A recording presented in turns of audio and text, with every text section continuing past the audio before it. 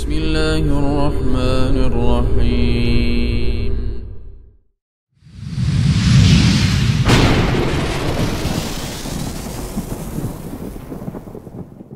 Assalamualaikum warahmatullahi wabarakatuh. Innal hamdalillah nahmaduhu wa nasta'inuhu wa nastaghfiruh wa na'udzu billahi min syururi anfusina wa min sayyiati a'malina. May yahdihillahu fala mudhillalah wa may yudlil fala hadiyalah. Asyhadu an la ilaha illallah wahdahu la syarikalah wa asyhadu anna Muhammadan 'abduhu wa rasuluh. Sallallahu alaihi wa alihi wa sallam tasliman katsira. Ya ayyuhalladzina amanu taqullaha haqqa tuqatih wa la tamutunna illa wa antum muslimun. Ya ayyuhan nasu taqu rabbakumul ladzi khalaqakum min nafsin wahidah wa khalaqa minha zawjaha wa batsa minhuma rijalan katsiran wa nisaa'a wattaqullaha alladzi tasaaluna bihi wal arham innallaha kana 'alaikum raqiba. Ya ayyuhalladzina amanu taqullaha wa qulu qawlan sadida yuslih lakum a'malakum wa yaghfir lakum dhunubakum wa may yuti'illaha wa rasulahu faqad faza fawzan 'azima. Amma ba'du fa inna asdaqal hadits kitabullah wa khairul hadyi hadyu Muhammadin sallallahu alaihi wasallam wa syarrul umuri muhdatsatuha wa kullu muhdatsatin bid'ah wa kullu bid'atin dhalalah wa kullu dhalalatin finnar wa ba'da. Alhamdulillah, mari kita senantiasa mengasah jiwa kita untuk merasakan sedalam mungkin rasa syukur kita kepada nikmat-nikmat yang Allah karuniakan kepada kita tiada henti, ya. Dan ini memang syukur ini merupakan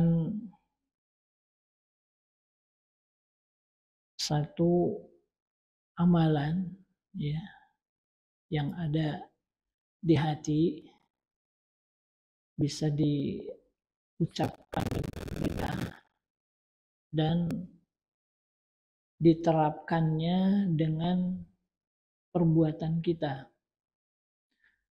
Segala kenikmatan yang Allah berikan kepada kita, lalu kita gunakan sepenuhnya untuk ketaatan kepada Allah, ini adalah bukti nyata dari syukur kita atas nikmat-nikmat tersebut. Sekaligus amal hati ini merupakan motivasi yang sangat besar, gitu, bagi kita agar kita beribadah itu dengan penuh semangat, ya, dengan segala ketulusan, juga dengan merasakan manisnya, gitu. Dan itu yang kita dambakan sebenarnya. Kita diciptakan oleh Allah untuk beribadah, ya. Lalu kita memenuhi perintah Allah tersebut untuk beribadah, lalu kita merasakan nyaman, nikmat, manis dalam beribadah di dunia, lalu di akhirat berlanjut dengan kenikmatan yang tiada tara. Nah, ini salah satu manfaat, ya, atau faidah, ya, yang sangat agung dari syukur. Sehingga ada 3 kalimat, ya, yang diucapkan oleh penduduk surga, gitu. Dan salah satu di antaranya adalah ungkapan syukur gitu. Misalnya dalam firman Allah, dakwahum fiha subhanakallahumma. Doa mereka di dalamnya, ini dalam surga, ialah subhanakallahumma. Kemudian watahiyyatuhum fiha salam. Dan salam penghormatan di antara mereka adalah salam. Wa akhiru da'wahum anil hamdulillahi rabbil alamin. Dan penutup doa mereka adalah alhamdulillahi rabbil alamin. Jadi ini 3 kalimat ini yang dilantunkan oleh penduduk surga, ya. Di antaranya adalah ungkapan syukur mereka atas kenikmatan-kenikmatan yang Allah limpahkan, gitu. Itu seharusnya menjadi motivasi kita dalam beribadah di dunia ini. Rasulullah SAW ketika ditanya mengapa beliau beribadah sedemikian rupa, gitu ya. Ya kita tahu semua bagaimana ibadahnya Rasulullah, gitu. Ketika beliau ditanya mengapa gitu sedemikian rupa itu, gitu. Padahal Rasulullah kan sudah diampuni dosa-dosanya, baik yang telah lalu maupun yang akan datang. Seharusnya tidak, bukan seharusnya ya. Menurut logika penanya, tidak perlu sedemikian rupa itu, gitu kan. Karena toh dosa-dosa sudah diampuni yang telah lalu maupun yang akan datang. Dan Rasul juga sudah dijamin masuk surga, gitu. Tapi ya begitulah Rasulullah, gitu ya, ibadahnya. Para sahabat yang 10 itu yang diberitakan udah dijamin masuk surga, gitu ya, itu pun mereka bukannya kendor ibadahnya, saya kan udah dijamin masuk surga ini, gitu. Tapi justru bukan malah kendor, tapi malah lebih semangat. Nah, kira-kira apa alasannya? Nah, itu kembali tadi kepada syukur, gitu. Sehingga Rasulullah ungkapkan dengan perkataan singkat, afal akuna abdan syakuru, gitu. Jadi kalau kata kita ya terjemah bebasnya, memangnya nggak boleh saya ini jadi seorang hamba yang pandai bersyukur. Jadi kesimpulannya, ibadah yang beliau lakukan itu, yang sedemikian rupa itu, karena beliau ingin menjadi hamba yang bersyukur. Bukan sekedar hamba yang diampuni oleh Allah, bukan semata-mata ingin jadi hamba yang diberikan kenikmatan luar biasa nanti di akhirat. Tapi lebih dari itu, memang beliau ingin menjadi orang yang golongan minoritas. Apa golongan minoritas itu? Wa qalilum min ibadiyas syakur. Dan sedikit sekali hambaku yang pandai bersyukur. Ya bagaimana tidak ya? Nikmat sebelah mata saja, gitu. Nikmat sebelah mata. Itu tidak akan bisa kita tukar, kalau istilahnya ada tukar menukar ya. Ditukar dengan surga nggak bisa itu. Nggak akan kebeli tuh. Ya. Kenikmatan surga, kenikmatan sebelah mata aja. Ya. Ini bukan kenikmatan surga ya. Ini kenikmatan sebelah mata di dunia kita ini. Belum bisa terbeli nih. Kalau kita beribadah sepanjang hayat kita. Jadi luar biasanya ya. Dorongan untuk bersyukur itu atas segala kenikmatan yang kita peroleh. Maka wajar ya kalau setiap khotib Jumat pertama kali yang para khotib ucapkan itu apa? Ajakan bersyukur. Dengan memuji-muji Allah Subhanahu wa ta'ala. Innal hamdalillah. Pertama innal hamdalillah, atau misalnya yang lain alhamdulillah gitu kan. Alhamdulillahillazi an'ama alaina dan seterusnya dan seterusnya. Itu rata-rata seperti itu. Barangkali itu menjadi alasan salah satunya ya, hikmah gitu, bukan alasannya, hikmah dari rukun khutbah itu salah satunya adalah memuji Allah.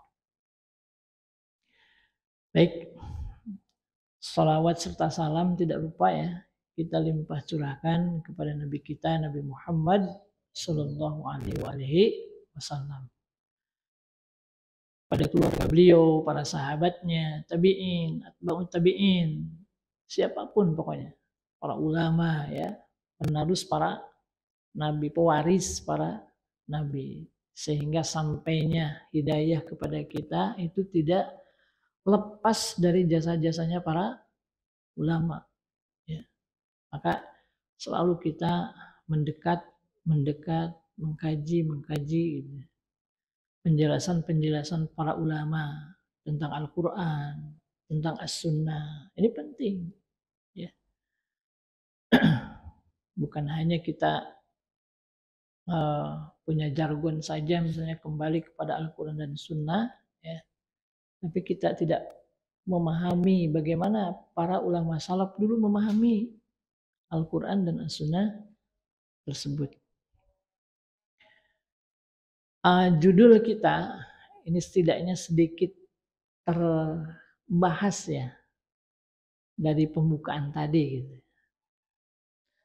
Yakni antara sabar, ridho, dan syukur. Antara sabar, ridho, dan syukur. Ini judul ini sering dikaitkan dengan musibah gitu. Karena memang sikap orang ya dalam menghadapi musibah itu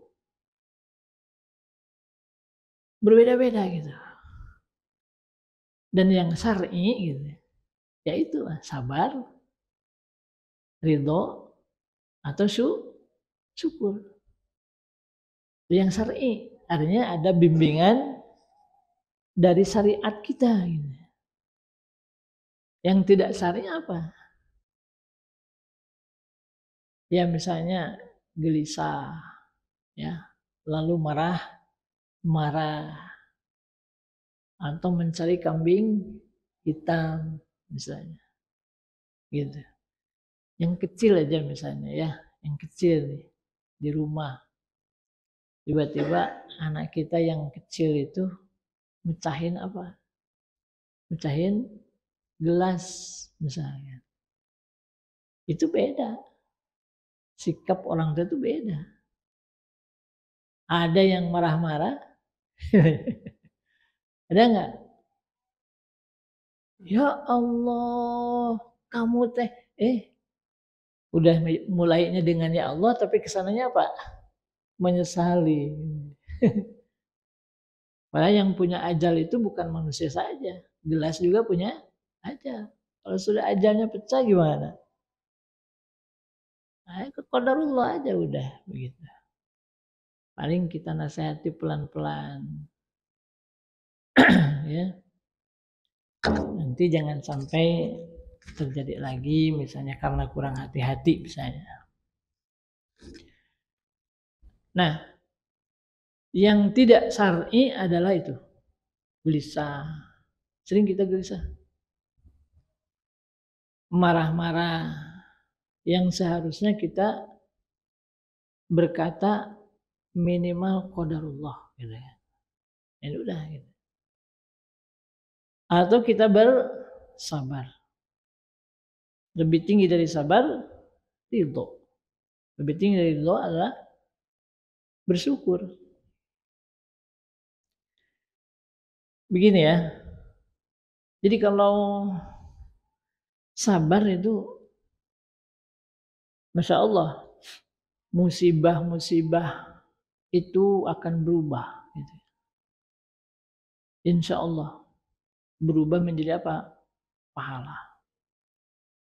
Dan luar biasanya pahalanya itu apa? Tidak terbatas gitu. Innama yuwaffas sabiruna ajrahum bighairi hisab.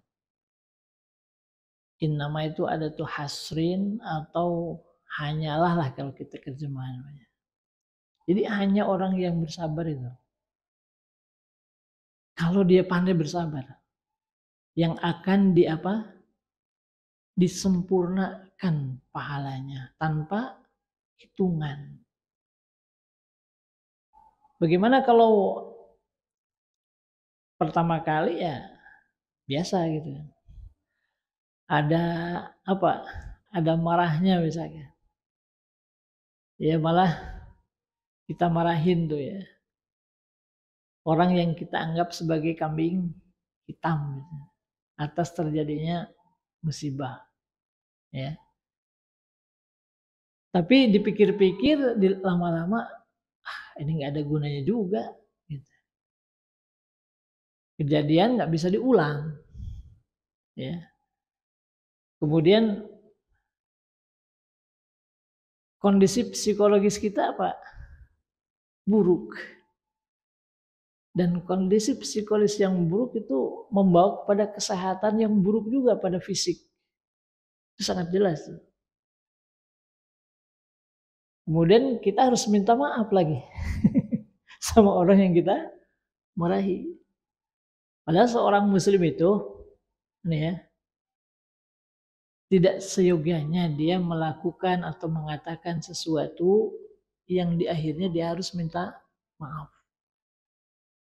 Udah pokoknya banyaklah kerugiannya itu. Nah, hanya setelah berpikir itu ya udah sabar aja gitu. Nasi sudah menjadi bubur misalkan. Baru dikatakan seperti itu. Ini berkurang. Pahalanya berkurang. Jadi sabarnya berkurang. Jadi yang disempurnakan pahalanya itu memang yang sabar indas sodematil ula. Sabda Rasulullah, as-sabru indas sodematil ula. Jadi sabar itu harus pada hantaman pertama kali gitu. Begitu datang musibah langsung kita sabar. Ya. Saya alhamdulillah ya pernah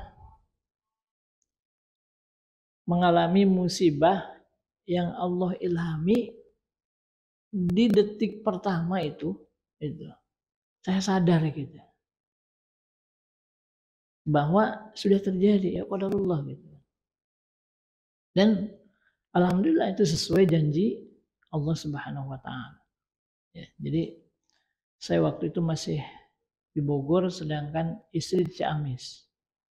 Tiba-tiba istri nelpon, motor ada yang bukan ngerampok, ngambil dari rumah itu. Di rumah.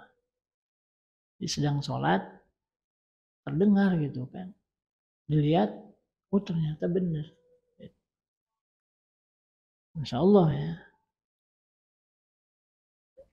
Itu musibah yang membuat istri saya itu mungkin ya merasa bersalah juga gitu. Dan juga sedih gitu. Karena motornya satu di sini, satu di sana. Nah, waktu itu alhamdulillah diilhami oleh Allah gitu ya. Bahwa ini sudah qadarullah. Udah qadarullah enggak apa-apa. Bahkan saya mampu menghibur waktu itu. Alhamdulillah saya bilang. Itu motor nggak lagi dipakai kan? Ya enggak, di rumah lah gitu. Namanya kenapa? Iya, kalau lagi dipakai, ya khawatir. Kamu yang hilang bersama motor, saya bilang gitu ya. Jadi masih bersyukur motor yang hilang ya, bukan istri yang hilang.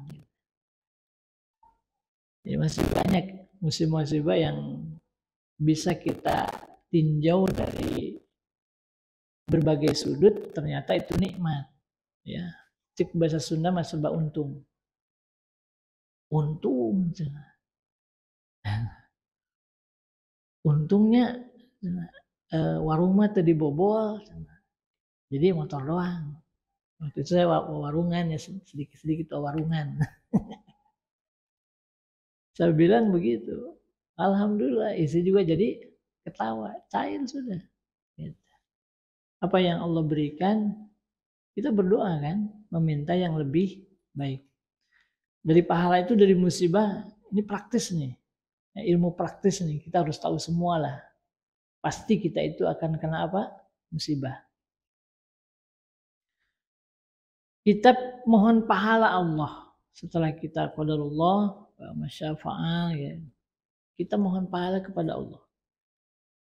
Dengan mengucapkan apa? Inna lillahi wa inna ilaihi raji'un. Jadi yang diambil oleh Allah itu adalah milik Allah juga, yang dititipkan kepada kita. Allah mau ambil, ayo. Gimana bisa kita tahan? Nggak bisa. Kemudian baca lagi, Allahumma jurni fi musibati. Ya Allah, berikan aku pahala dalam musibah ini. Kemudian ya saya minta pahala kepada Allah, minta ganti yang lebih baik, itu luar biasanya. Wakhlufli khairan minha, dan gantikanlah ya untukku yang lebih baik dari yang tadi gitu ya. Maka itu alhamdulillah betul gitu. Jadi dari motor Supra Pit lama ya udah jelek gitu. Dapat apa? Waktu itu dapat spesi baru.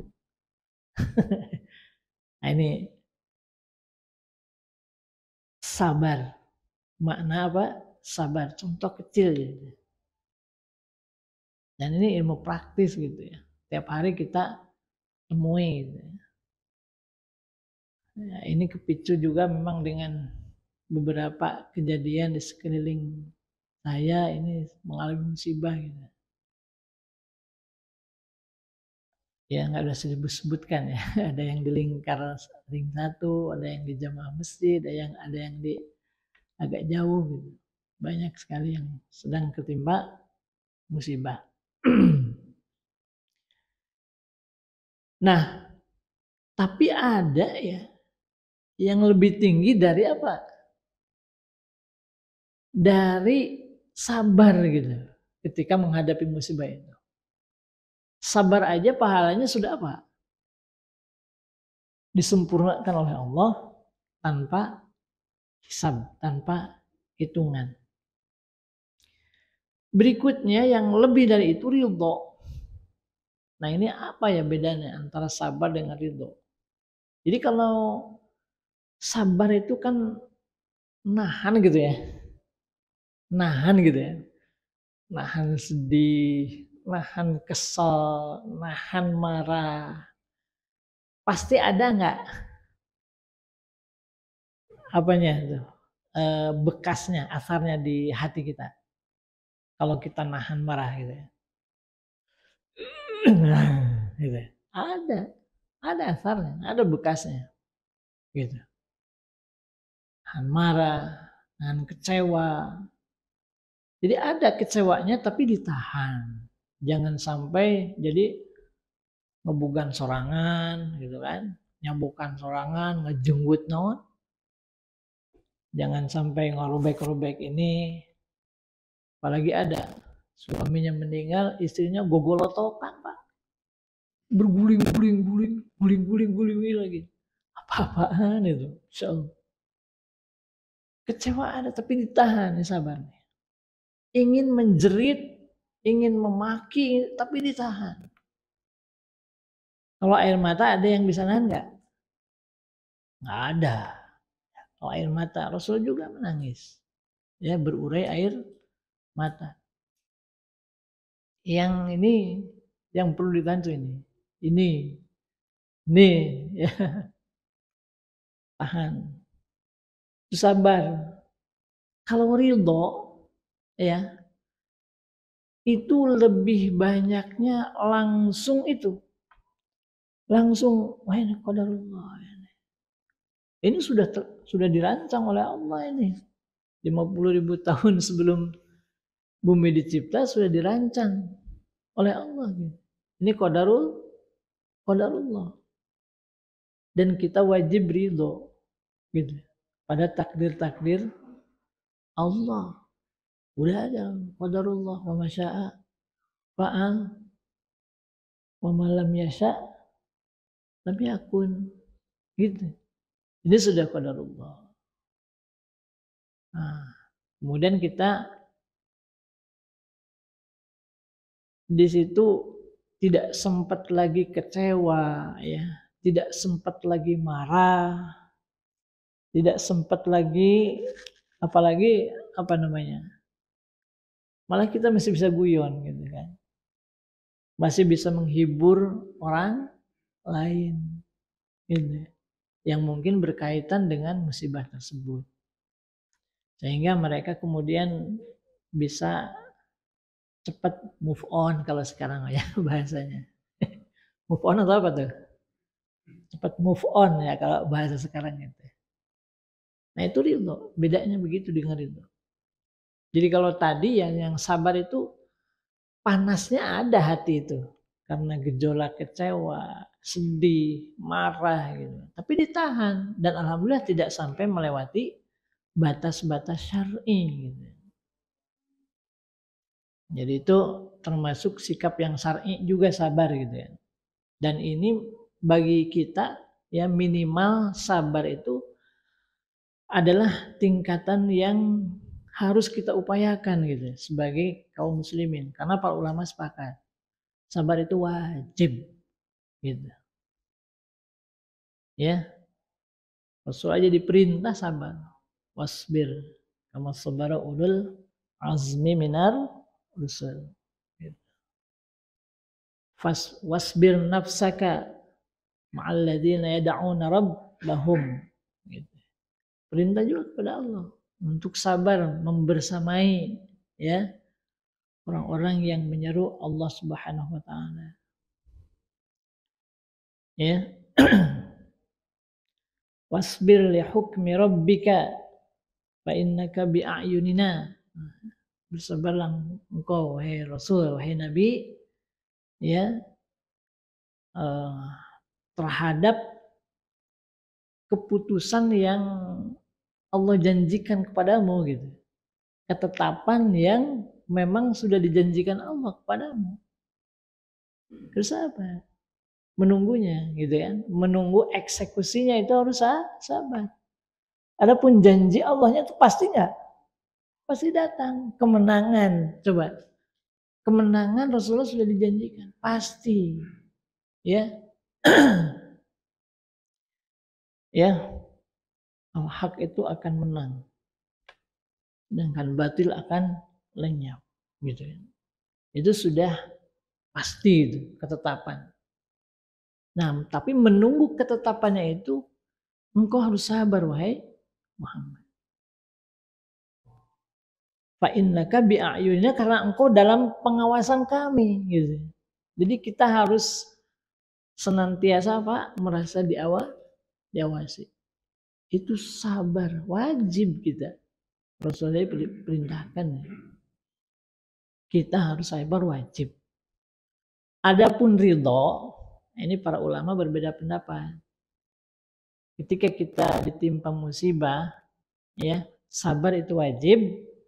Tapi masalah ridho Ada yang mengatakan ada yang mengatakan wajib, ada yang mengatakan sunnah gitu. Jadi alhamdulillah lah kalau udah sabar juga gitu. Tapi kita mau nggak meningkat derajat kita? Maulah. Maka asah lagi gitu. Supaya kita bisa ridho gitu atas musibah. Waduh, kita harus rela ya. Kan kita ini manusia.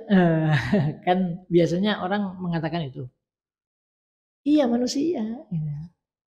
Tapi manusia itu beda-beda. Nah, kita mau jadi manusia yang mana? Gitu. Manusia kelas sabar, manusia kelas ridho, atau manusia kelas syukur. Nah, tentu saja kita ingin kelas tertinggi ya, syukur gitu. Nah, jadi gitu ya perbedaan ya, perbedaan antara sabar dengan ridho gitu.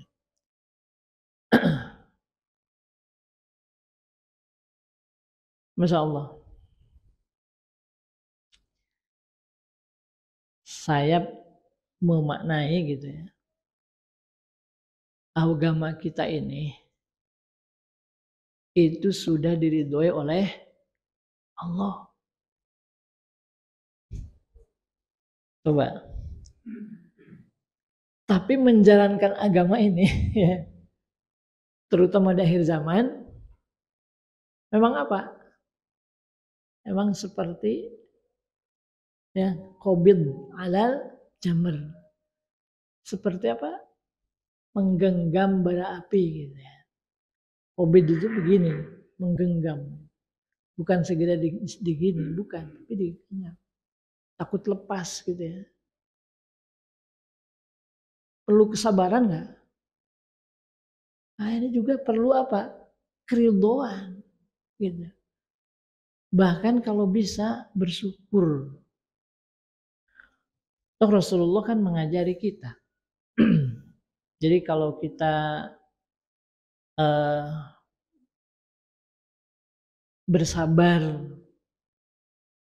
ya, kalau kita bisa menahan,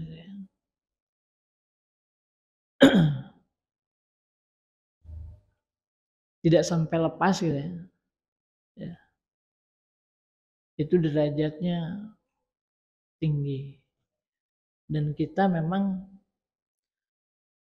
diajari oleh Rasulullah tadi, walaupun sehebat apapun musibah gitu ya, yang menimpa Rasulullah gitu ya, beliau tetap bersyukur memuji Allah. Bagaimana caranya? Ucapannya dibimbing oleh Rasulullah. Dibimbing. Yakni alhamdulillah ala kulli halin. Segala puji hanyalah milik Allah ala kulli halin, dalam setiap keadaan. Nah ini enggak susah ini. Ya sederhana gitu ya. Tidak susah. Ilmunya alhamdulillah kita sudah tahulah semuanya. Memang ya pelaksanaannya ya, perlu kita apa? Perlu kita latih terus.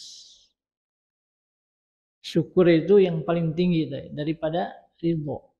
Paling tinggi adalah bersyukur. Dan Rasulullah mencontohkan kita bersyukur seperti itu. Nah barangkali sudah bisa dijeda azan dulu ya. Baru kemudian insya Allah kita lanjutkan.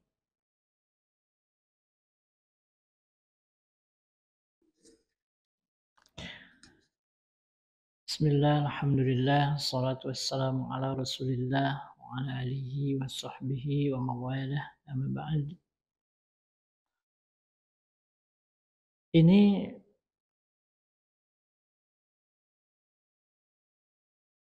tingkatan tertinggi ya. Bersyukur atas musibah. Jadi bahkan jadi nikmat ya.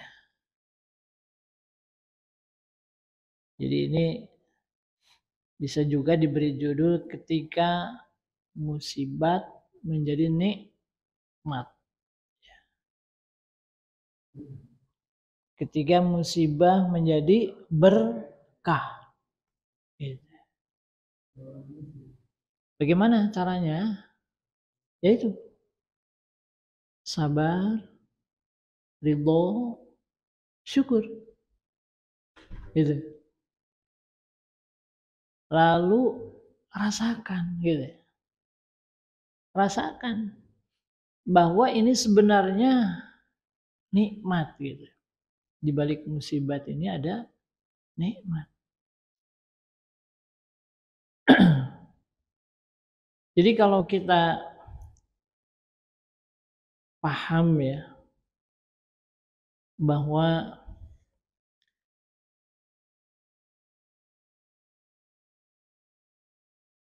dosa kita itu sangat banyak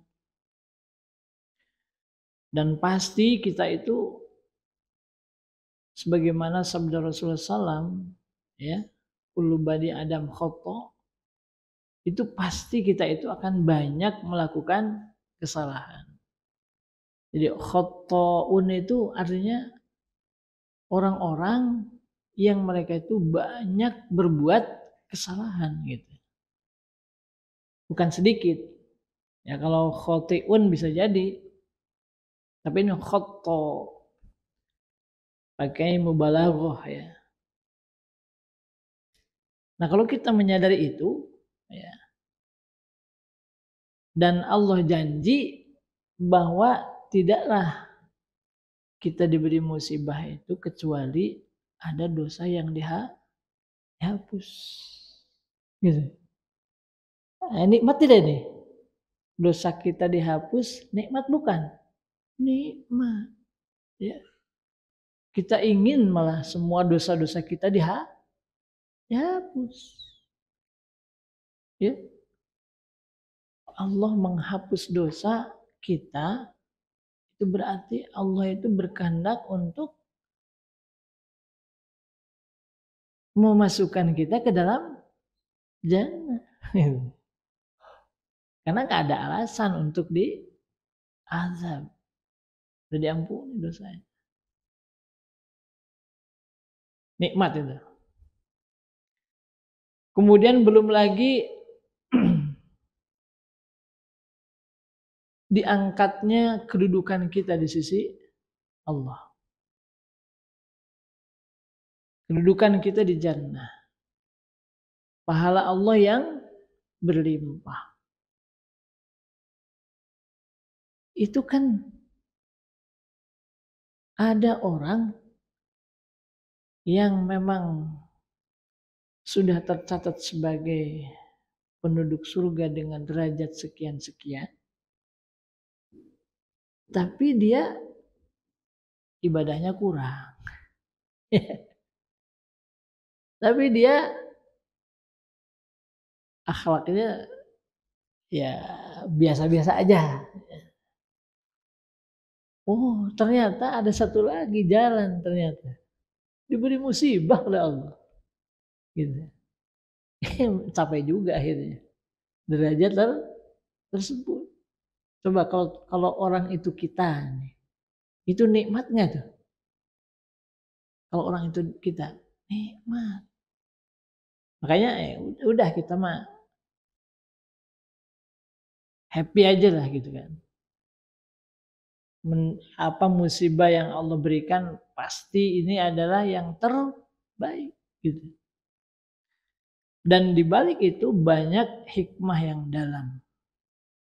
Termasuk tadi Allah ingin menghapus kita dari kesalahan-kesalahan, menghapus kesalahan-kesalahan kita. Allah ingin derajat kita meningkat. Dan juga Allah melatih kita ya untuk memperdalam ya rasa kehambaan kita di hadapan Allah. Dan itu memang intinya ibadah ya. Ibadah itu kan dari kata abada ya'budu, Dan itu orangnya abdun, itu hamba. Ibadah itu menghamba kepada Allah. Semakin kita merasakan diri ini sebagai hamba, maka semakin kita akan beribadah itu dengan kualitas yang lebih tinggi. Gitu. Karena hilang gitu kan, kayak sifat-sifat yang bukan kehambaan. Berarti sifat-sifat apa? Ketuhanan. Contoh al-kibriya. Itu kan pakaiannya Allah. Al-kibriya itu kebesaran gitu kan. Keagungan, kebesaran, kesombongan hanya Allah yang berhak untuk sombong. Kita hamba nggak berhak sama sekali. Makanya Allah tidak akan masukkan ke dalam jannah orang yang punya setitik kecil ya. Di hatinya ada kesombongan. Nah dengan musibah itu bisa jadi Allah akan tingkatkan kualitas ibadah kita dengan merasakan kehambaan kita ketika kita ditimpa musibah. Apa mampu kita? Apa mampu kita? Bisa nggak menolak apa yang sudah ditakdirkan oleh Allah menjadi musibah bagi kita? Terpaksa, ya, atau tidak terpaksa, kita akan kembali kepada Allah. Gitu. Kita akan kembalikan kepada Allah. Selaku hamba kita memang nggak bisa. Ternyata. Gitu. Ini makna inna lillahi wa inna ilaihi raji'un. Itu kembali kepada Allah. Apa milik kita? Diri kita aja juga dari Allah. Inna, sesungguhnya kami ini lillahi milik Allah. Wa inna, dan kami ini sesungguhnya ilaihi raji'un. Hanya kepada Allah kita itu akan kembali. Semuanya akan kembali kepada Allah. Ada nggak yang kembali kemana gitu? Nggak ada. Semuanya kembali kepada Allah sebagai Rob. Dan kita sebagai hamba. Ingin ketika kembali kepada Allah itu, kita dalam keadaan apa? Hati kita selamat dari kesombongan terutama. Nah itu tuh fungsinya apa? Musibah gitu.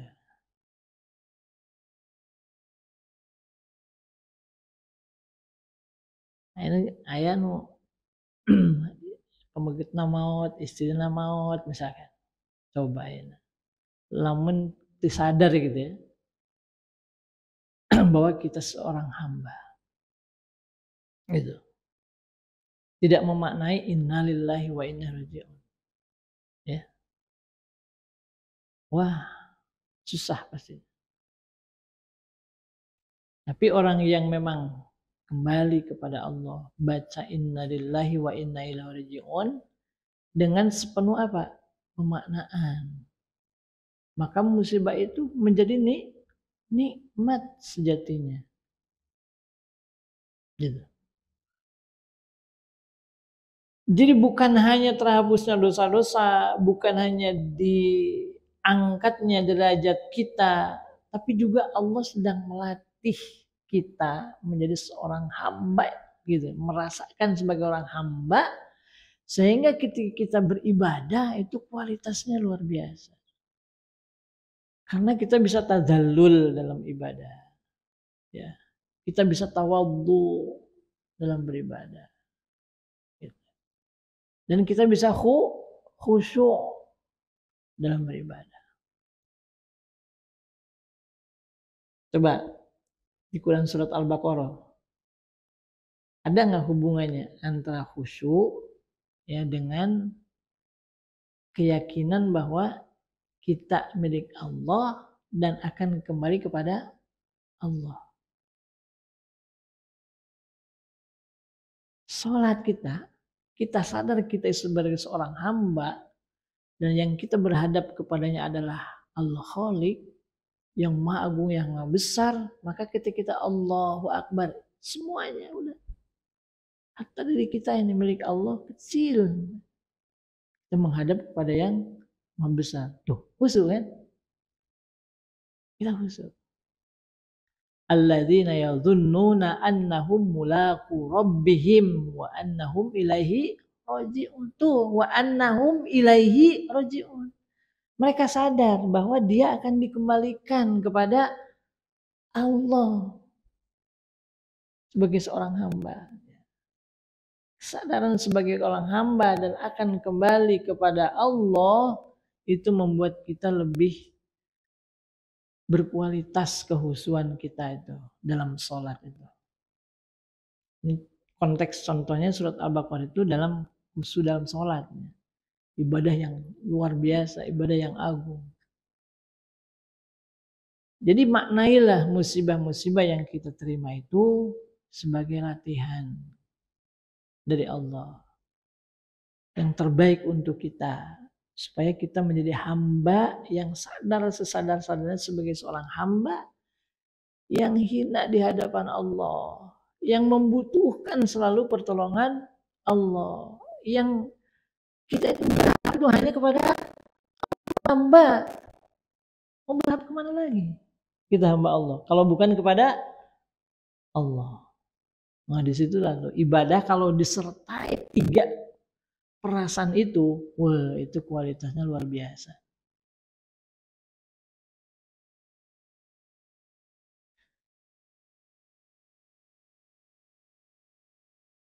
Kemudian di situ juga tertanam ketundukan, ya, ketundukan. Jadi orang kalau tunduk ya kepada atasan aja gitu kan, dia akan bisa mengorbankan ya apa yang ia punya walaupun itu berharga gitu. Misalkan waktunya yang paling dia berharga. Bisa begitu karena tunduk patuh misalnya pada atasan. Nah, ini bukan atasan sembarang atasan, tapi atasannya segala atasan, dia yang di atas, nggak ada yang mengatasinya. Coba, logis nggak kalau kita itu tunduk? Musibah itu mengajarkan kita tentang makna ketundukan. Nah ini semuanya amalan-amalan hati ini jangan dikira remeh itu. Itu besar kalau kita bisa seperti itu. Ya. Ini nanti akan mudah meningkat dari sabar kemana? Ke ridho, ke syukur.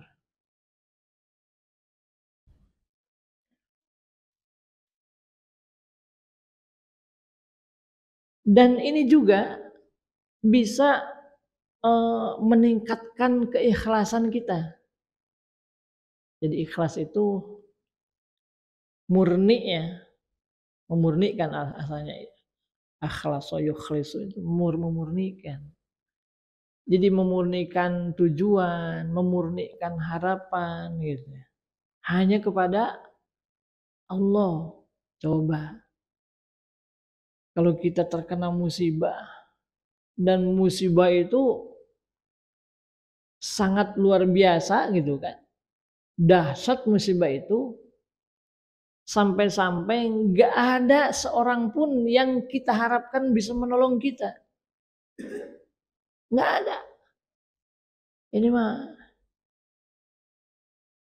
Ini betul-betul memang sudah di ujung tanduk lah gitu kan. Kita sampai putus harapan kepada siapapun. Mungkin si Anu ya, nggak bisa. Si Anu nggak bisa.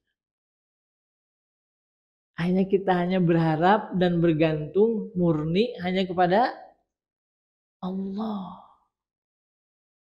Ini makna sebagian makna dari musibah adalah mengajarkan kita tentang ketundukan pada Allah.